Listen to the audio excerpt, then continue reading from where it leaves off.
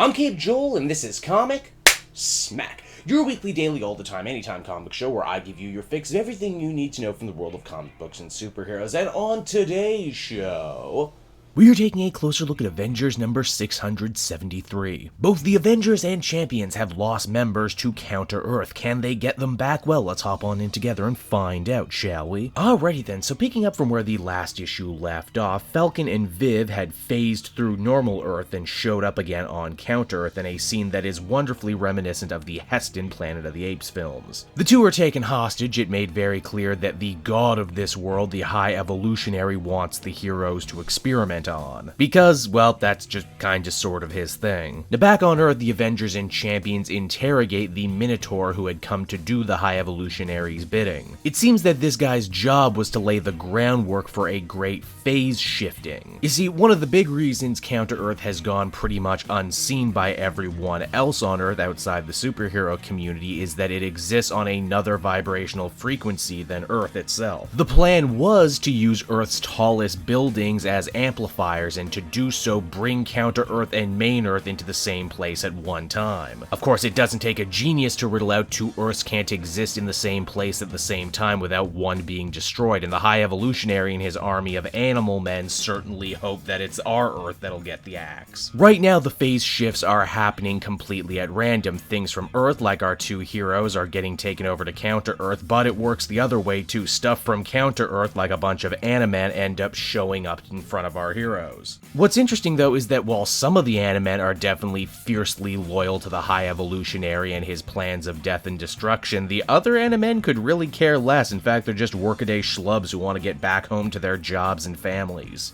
I guess Counter-Earth and our Earth have more in common than we care to admit, huh? Now back over with our two captured heroes, the High Evolutionary does the oh-so-classic supervillain spiel about how much better and superior he is to the heroes. How Sam Wilson's artificial falcon wings smack of poor sloppy craftsmanship to the High Evolutionary. He plans to right this, of course, by experimenting on Sam to give him real falcon wings. But it's the Vision's daughter Viv that the High Evolutionary actually takes a strange, very creepy level of interest in. You see, despite man-animal hybrids being the High Evolutionary's bag for many years, he does respect the synthezoids in a weird way. He's fascinated by them. Especially seeing as Viv was a synthezoid created by another synthezoid, and as the High Evolutionary is in something of a god phase right now, he figures he can make some modifications and improvements to her as well. What does all of that mean? Well, the High Evolutionary chooses to challenge himself to make Viv, well, human. It's like a horrible version of Pinocchio. She's a real girl now. And it's right there on that hell of a cliffhanger that the comic decides to end. So that's Avengers, everybody, and overall it was fairly interesting. They definitely turn up the heat from the last couple issues. The relationship between Viv and her father, the Vision, have definitely been a strong focus throughout the first two issues, and right here it begins to take center stage that this story is more or less about them. In fact, despite giving up his emotions, we actually see quite a bit of character movement for Vision, who gets quite angry at the Minotaur guy and even attempts to torture him.